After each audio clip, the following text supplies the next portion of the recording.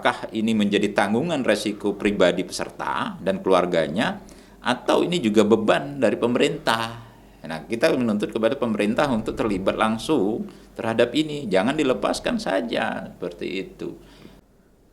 Assalamualaikum warahmatullahi wabarakatuh. Berjumpa lagi dengan saya Bang Anang dalam acara podcast Mata News dengan tema Ngobrol bareng sahabat. Malam ini kita kedatangan bintang tamu yang sangat luar biasa, yang sudah nggak asing lagi nih kalau untuk masyarakat Kota Palembang. Apa kabar nih Bang Miftahul Firdaus alias Bang Apir? Sehat Bang ya? Sehat, alhamdulillah. Terima kasih. Sehat. Izin saya buka masker. Iya. Buka masker dulu kita ya. Jadi malam ini rekan-rekan kita ketemu dengan Bang Afir ini khusus berbicara mengenai kesehatan, dunia kesehatan, tentang advokasi kesehatan, tentang kebutuhan kesehatan untuk masyarakat Sumsel, khususnya Kota Palembang. Kita langsung bicara aja dengan Bang Afir nih. Bang Afir sendiri ada sebuah organisasi Bang Afir ya, yang menaungi atau apa namanya nih, yang dinamakan Rekan Indonesia. Rekan Indonesia itu apa Bang? Ya. Assalamualaikum warahmatullahi wabarakatuh. Waalaikumsalam. Salam sehat untuk Mata News, Bung Anang dan teman-teman pemirsa dari podcast Mata News. Saya biasa dipanggil Afir di jalanan. Jadi kami punya organisasi masyarakat namanya Relawan Kesehatan Indonesia. Kalau biasa disingkat Rekan Indonesia. Ini berdiri kurang lebih tahun 2012. Berarti udah lama ya? Ya udah lama, walaupun sebelumnya secara pribadi kami juga bergerak juga di luar, sebelum ini juga bergerak di kesehatan. Nah, dalam prosesnya Rekan Indonesia punya headline tentang mengadvokasi bagaimana pasien-pasien ataupun baik keluarga pasien pendampingnya untuk berobat di rumah sakit atau fasilitas kesehatan yang terbentur masalah. Nah, seperti itu. Nah, yang kedua kami bicara tentang politik kesehatan khususnya. Tentang apa yang terjadi di Indonesia, di dunia mungkin, kami mengulik soal politik kesehatan itu. Jadi dua poin ini yang menjadi garis besar perjuangan. Bahasa kita ini perjuangan organisasi masyarakat Rekan Indonesia. Dan untuk saat ini Rekan juga sudah berdiri di beberapa provinsi di Indonesia dengan head office-nya di Jakarta dengan Bung Agung Nugroho sebagai ketua umum dari Rekan Indonesia. Dan di Sumsel sendiri salah satu juga pelopor berdirinya Rekan Indonesia. Jadi ada beberapa provinsi saat itu 6 atau berapa yang mendirikan bersama. Jadi pelopor berarti Sumatera Selatan. Dari Sumatera Selatan ini. Dan dalam langkahnya sampai hari ini lumayan banyak kalau bicara soal advokasi kesehatan di Sumatera Selatan. Terakhir kita ngadakan kegiatan kemarin aksi kampanye lawan sakit. Di situ ada beberapa poin yang kita tuntut dan kita perjuangkan terhadap kesehatan di Sumatera Selatan. Sumatera Selatan. Ada 4 atau 5 poin yang kita bicarakan kemarin dan alhamdulillah bertemu dengan Komisi 5 DPR Provinsi. Artinya sempat menggelar aksi juga. Ya, kemarin sempat menggelar aksi. Dan ditanggapi sama anggota. Ditanggapi dengan anggota DPR, ketua Komisi 5, Bung Susanto Ajis bicara tentang kesehatan yang kita tuntut. Dan ya jawabannya alhamdulillah akan meneruskan ini dalam bentuk forum lanjutan dan itu yang kita akan tunggu. Nah, dalam proses itu menjadi garis perjuangan kami bahwa ini merupakan perjuangan untuk politik kesehatan yang lebih baik. Itu yang kita munculkan update kemarin Bung Ana. Kalau bicara kesehatan nih, menarik sedikit kita kulik mengenai BPJS mungkin Bung Apir ya. Menurut Rekan sendiri peran BPJS Kesehatan terhadap masyarakat di Indonesia ini terutama khususnya di Kota Palembang dan Provinsi Sumatera Selatan seperti apa nih Bang Apir? Oh gitu. Kalau peran BPJS atau fungsi BPJS ataupun sejauh mana BPJS Kesehatan di Sumatera Selatan, kami menilainya bahwa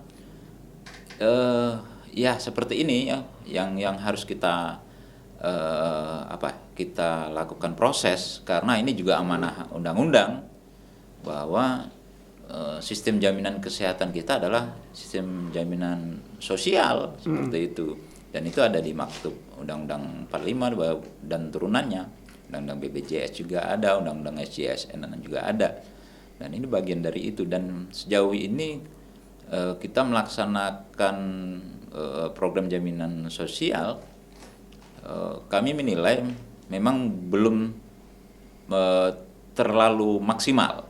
Banyak hal-hal yang kami perlu turun ke lapangan untuk meluruskan ke masyarakat, tentunya dibantu teman-teman yang lain, bersama-sama membangun kesadaran. Penting juga kita mempunyai jaminan sosial. Nah, tapi dalam pelaksanaannya memang banyak hal yang kita lihat ini belum sesuai dan belum ideal. Nah, makanya itu kami sampai hari ini tetap mengawal, mengadvokasi hal-hal yang yang kurang lurus itu ya. Belum maksimal Belum artinya. maksimal itu. Nah, Seperti apa contohnya nih, Bang Abid? banyak hal, cuman saya sebutkan sesuai dengan gerakan kami kemarin, yaitu soal adanya posisi yang kurang nyaman, dalam artian perlu dipertanyakan lebih lanjut tentang peserta yang menunggak. Nah, ini yang jadi persoalan. Memang dalam proses perjalanan semacam ada misalkan nunggak 4 tahun gitu ya, cukup dibayar 2 tahun, ada informasi seperti itu. Nah, cuman persoalan di lapangan menunggaknya kadang misalkan 1 tahun 2 tahun. Nah, ketika mereka berobat, mereka harus membayar tunggakan ini gitu kan. Ini yang jadi persoalan. Nah, sedangkan satu sisi peserta ini kadang tidak kita temukan, kadang merasa mereka tidak pernah mendaftar itu. Kemudian ada lagi bahwa kami tidak menginginkan adanya tunggakan seperti itu, kami ingin berobat ya, dalam artian kami tidak diberikan sosialisasi yang maksimal, yang lebih kerayatan bahasanya seperti itu, terkait bahwa kami menunggak. Apa yang harus kami lakukan? Ini banyak benturan di lapangan, konflik ketika mereka berobat, ketika kita turun ke lapangan. Nah, proses menunggak ini yang sulit mereka bayar, sedangkan pembayaran itu tidak bisa dilakukan secara, ya bahasa kita apa ya, kredit lah ya, atau nggak bisa cepat lah ya. Nah, step. Jadi harus full. Nah, membangun kesadaran masyarakat juga tidak bisa membalik telapak tangan, kecuali case-nya memang ketemu persoalan. Iya. Artinya ketika mau berobat tunggak, kalian harus bayar nih. Harus lunas dulu nih. Harus lunas dulu baru bisa diaktifkan. Sementara nyawa udah di ujung tanduk gitu iya. kan. Nah, ketika berhadapan di fasilitas kesehatan, dihadapkan pada pertanyaan awal adalah ini mau umum atau BPJS gitu kan. Iya. Nah, ketika mau dihantarkan BPJS mereka nggak tahu gitu loh. Loh, BPJS, aduh ini apa gitu kan. Ini benturannya banyak, kondisi lapangan, dan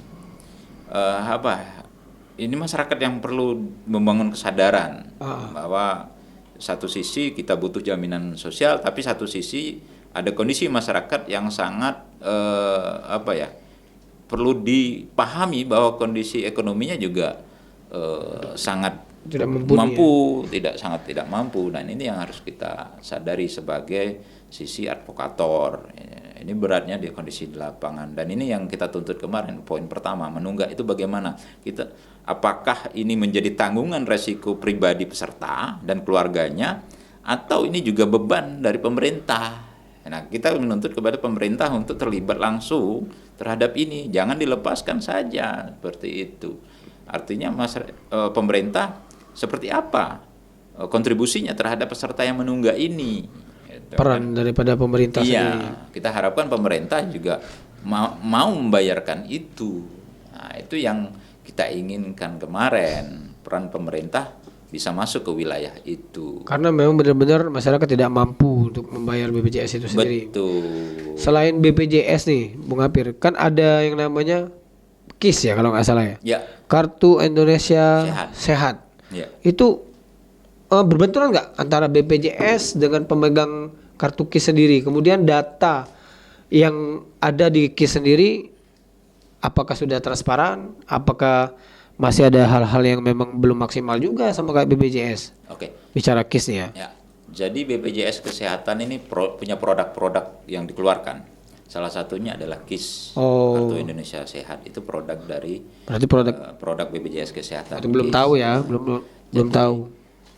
Bentuknya yang kita pegang itu kartu-kartu itu. Nah, dan ini produk ada KIS APBN, ada KIS APBD. Nah, KIS APBN ini otomatis dibiayai oleh negara.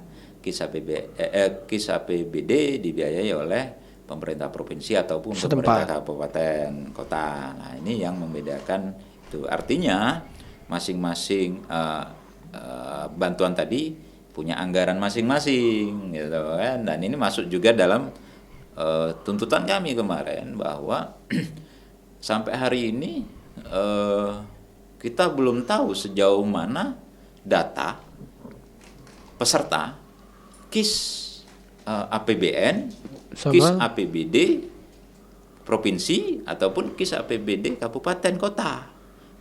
Kita perlu tahu bahwa hari ini tingkat kemiskinan Sumatera Selatan juga naik. Seperti gitu apa? kan. Ya. Artinya akan tingkat kemiskinan tinggi otomatis akan mengurai akan menambah persoalan-persoalan baru khususnya di kesehatan.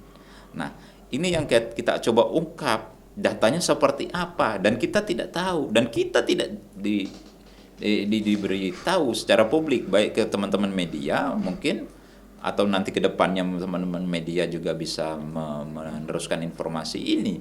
Nah, sampai hari ini informasinya belum maksimal sejauh mana data itu. Artinya kurang transparan berarti. Pesan nih buat anggota dewan dan pemerintah agar dapat transparan mengenai KIS yang menggunakan anggaran APBN ataupun APBD. Seperti itu Bung Hapir ya. Betul. Mudah-mudahan pemerintah hadir di tengah-tengah masyarakat ini Bung Hapir. Betul. Kalau bicara kesehatan lagi, saat ini kan kita nih masih dalam ranah pandemi Covid nih Bung Hapir. Betul. Pandemi Covid, terus lagi peran pemerintah untuk menghentikan Covid ini salah satunya dengan vaksin. Betul. Vaksin ini sendiri kalau di kacamata rekan Indonesia ini khususnya wilayah Sumsel seperti apa? Apakah sudah cukup maksimal ataukah memang itu salah satu solusi untuk mengurangi atau memutus mata rantai Covid ini atau seperti apa? Bahwa kemudian beberapa pengamat ataupun orang sudah berpendapat bahwa pandemi ini tidak akan berhenti dalam hitungan bulan. Artinya nanti ke depan kita akan terus berhadapan dengan COVID dan itu sudah digaungkan kita harus hidup berdampingan dengan COVID. Untuk saat ini pantauan dari teman-teman lapangan rekan Indonesia, kita juga belum maksimal Sumatera Selatan, khususnya di daerah kurang maksimal dalam menggerakkan vaksinasi. Informasinya memang sangat terbatas vaksin di Sumatera Selatan. Makanya kemarin muncul di forum kami diterima oleh Ketua DPR bahwa ada pengajuan kalau nggak salah 1 juta untuk vaksin kembali ke Sumatera Selatan. Ini ya luar biasa ya, lagi-lagi karena vaksin juga mungkin beli mungkin beli di produsennya seperti itu. Jadi ya kita menunggu dalam artian ada pembagian dan itu informasinya sudah disampaikan oleh legislatif kita ke pusat, ke nasional bahwa Sumatera Selatan masih membutuhkan sekitar kalau nggak salah 1 juta lagi. 1 juta vaksin lagi. Dan ini ya kami baru dapat informasi kemarin seperti itu karena memang sangat kurang gerakannya di lapangan, kurang khususnya di daerah-daerah gerakannya ini. Tapi satu sisi juga masyarakat daerah juga wajib tahu bahwa pentingnya vaksin ini, wajib tahu tentang pandemi ini yang baru ini, virus ini, karena ini akan menjadi sebuah endemi. Ini yang harus kita kita maksimalisasi, kita masifkan gerakan vaksin ini, penting sekali. Jadi sebagai bahan cerita, mungkin memang vaksin itu, vaksin atau nggak vaksin dia tetap kena, tapi resikonya barangkali tidak seperti yang belum pernah vaksin. Dan saya sempat mengalami itu. Sempat juga berarti kena COVID. Ya, sempat juga sekitar 2 bulan yang lalu kami pernah vaksin, dan berbeda memang dengan orang yang vaksin dengan yang tidak vaksin, karena saya mengalami yang luar biasa saat itu, dan yang vaksin tadi tidak terlalu luar biasa. Saya sangat luar biasa waktu itu, 2 hari mengalami gejala yang luar biasa, dan itu berbeda dengan sakit yang lainnya. Akhirnya saya tahu ketika saya hari ketiga periksa, memang benar ini. Oh ya udah, berarti tetap positif ya. Positif, seperti itu. Siapa itu bapaknya tuh positif? Apa? Bapaknya siapa tuh positif itu? Kalau tahu COVID nih pulang kemana enak dicari ya. Iya. Gebukin rame-rame nih COVID ini. Luar biasa sulit. sulit. Nah ini Bung Afif, bicara COVID ini, tentu peran daripada terbesar itu kan tenaga kesehatan lah. Oh betul. Betul. Tenaga kesehatan itu sebagai sumber daya manusianya, kemudian pihak rumah sakitnya. Artinya ada tempat yang memang harusnya maksimal melakukan pemutusan rantai COVID-19 ini. Kalau di mata relawan Indonesia sendiri, peran rumah sakit yang notabene saat ini seperti apa nih? Ini pertanyaan bagus ketika bicara tentang pandemi ataupun tentang kesehatan, bicara tenaga kesehatan dan bicara peran rumah sakit. Iya. Dalam kacamata rekan Indonesia Sumatera Selatan khususnya, rumah sakit yang menjadi rujukan besar memang rumah sakit RSMH seperti itu menjadi rujukan besar di Sumatera bagian selatan. Nah, yang kita soroti adalah peran rumah sakit di daerah, di kabupaten kota gitu ya. Kabupaten kota. Bagaimana mereka juga, kami yakin mereka juga bahasanya berjibaku dengan kondisi pandemi hari ini. Nah, satu sisi mereka juga butuh support yang luar biasa dari pemerintah maupun masyarakat. Iya. Nah, kami melihat ada beberapa rumah sakit yang kami pandang harus diawasi dan dibina, kemudian didampingi sedemikian rupa dalam rangka mengatasi COVID khususnya. Nah, kami memantau bahwa hari ini rumah sakit itu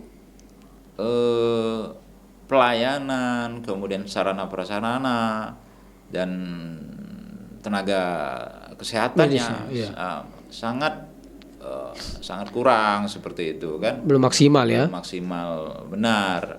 Ini yang harusnya dilakukan gerakan dari awal, gerakan ini. Karena mereka benteng pertahanan, garda terdepan daripada mengatasi COVID, kemudian mengatasi penyakit-penyakit yang lainnya. Apalagi ini musim hujan, menghadapi musim hujan khususnya yang sangat kita takuti DBD-nya. Nah, ini yang harus kita tekankan kembali bahwa pemerintah provinsi maupun pemerintah daerah harus lebih fokus lagi terhadap rumah sakit di daerahnya masing-masing. Dan lebih mensupport lah mungkin ya. Lebih support khususnya dari pemerintah provinsi. Support habis kekuatan tenaga kesehatan, sarana dan prasarana, kemudian pelayanan di rumah sakit daerah, dan ya sampai hari ini masih juga seperti itu gitu kan, dari kemarin segala macam itu. Dan kita butuh informasi itu, gerakan apa yang dilakukan pemerintah Provinsi Sumatera Selatan terhadap rumah sakit yang menjadi perhatian kami itu. Karena ya, masyarakat juga sangat butuh itu informasi tentang eh, ketahanan kesehatan melalui fasilitas kesehatan yang ada. Ini menarik lagi nih, ada isu ya atau kabar burung yang mengabarkan bahwa ada orang-orang itu sengaja di-COVID-kan gitu. Ketika masuk rumah sakit dianya keluarganya meyakini bahwa dia negatif. Ketika dibawa ke rumah sakit dan manusia itu meninggal dunia dan dinyatakan positif COVID. Apakah ada di kacamatanya relawan Indonesia kesehatan ini, apakah benar ada istilah di-COVID-kan itu, Bung Afir? Prinsipnya seperti ini kalau di advokasi relawan kesehatan Indonesia.